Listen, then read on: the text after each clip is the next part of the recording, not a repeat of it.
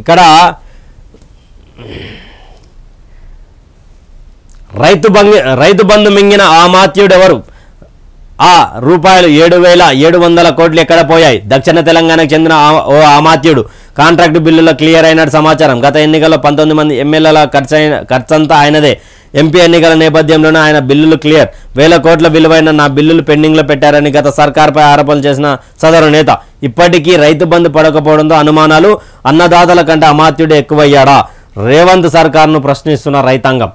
November 28న Rythu Bandhu వేసేందుకు రూపాయలు 7,700 కోట్లు సిద్ధం చేసిన గత ప్రభుత్వం రాజకీయ ప్రసంగాలతో రైతు బంధుకి ఈసీ బ్రేక్. ఏం పర్లేదు, మేము అధికారంలోకి రాగానే డిసెంబర్ 9న వేస్తానని రేవంత్ రెడ్డి ప్రకటన. అధికారంలో వచ్చాక రైతు బంధుపై గప్చూప్. ప్రస్తుతం రేవంత్ రెడ్డి టీంలో మంత్రి ఉన్నాడు. ఆయన కాంట్రాక్టర్ కూడా. కేసీఆర్ ప్రభుత్వాన్ని గద్దెదించే వరకు నిద్రపోనానికి గతంలో శపథం పట్టాడు. అంతేకాదు ప్రచారంలో ఏ వేదిక ఎక్కినా కేసీఆర్ సర్కార్పై నిప్పులు చెరిగేవాడు. నా బిల్లులు ఆపేశారంటూ పెడబబ్బులు పెట్టేవాడు. ఎన్నికల ముందు కొన్ని నెలల పాటు ఇదే ప్రచారం. అసెంబ్లీ సీటు కాదు కదా, గేటు కూడా తాకని అంటూ సినిమా డైలాగులు పేల్చేశారు.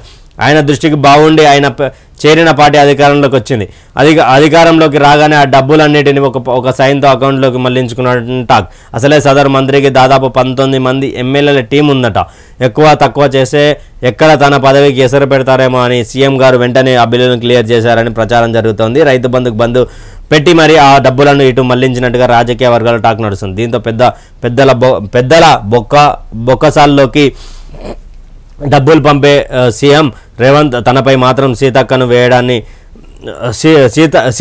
వేయడాన్ని తీవ్రంగా తప్పుపడుతున్నారు రైతులు.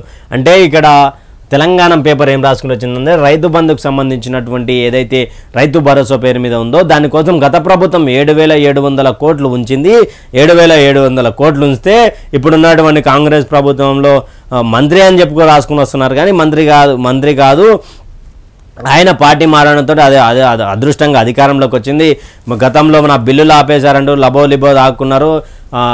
సీఎం రేవంత్ రెడ్డి లాంటి వాన్నే ఎమ్మెల్యే సీటు కదా, అసెంబ్లీ గేట్ కూడా తాకని అని చెప్పి ఈరోజు అధికారంలో ఉన్నటువంటి ఆయన 19 మంది ఎమ్మెల్యేల బలం ఉందంట. బలముందుకు సంబంధించి నాకు నా డబ్బులు ఇవ్వకపోతే, నా కాంట్రాక్ట్ బిల్లులు ఇవ్వకపోతే నేను వేరే అని బెదిరిస్తే సీఎం రేవంత్ రెడ్డి ఆయనకి ఇచ్చినట్టుగా రాసుకుంటూ వస్తున్నాడు. నిజానికి కూడా దీంట్లో ఎంతవరకు నిజం ఉందో నిజం లేదో కానీ రైతు బంధుకు సంబంధించినటువంటి దాంట్లో కాంగ్రెస్ పార్టీ గవర్నమెంట్ మాత్రం కొంచెం ఒక తాంబేలు నడక నడవడంతో ప్రజల్లో అటు బీఆర్ఎస్ నేతలకు ఒక పదునైన అస్త్రాన్ని ఇచ్చినట్టుగా తెలుస్తూ ఉంది. ఎందుకంటే ఆయన డిసెంబర్ 9నే ఇస్తానని చెప్పి ఇప్పటివరకు ఇవ్వకపోవడంతో బీఆర్ఎస్ నేతల చేతికి మాత్రం ఒక ఖడ్గం దొరికినట్టుగా ఆ పార్టీకి సంబంధించినటువంటి సోషల్ మీడియా వేదికకు మంచి ఆఫర్ దొరికినట్టుగా యూజ్ చేస్తూ ఉన్నారు.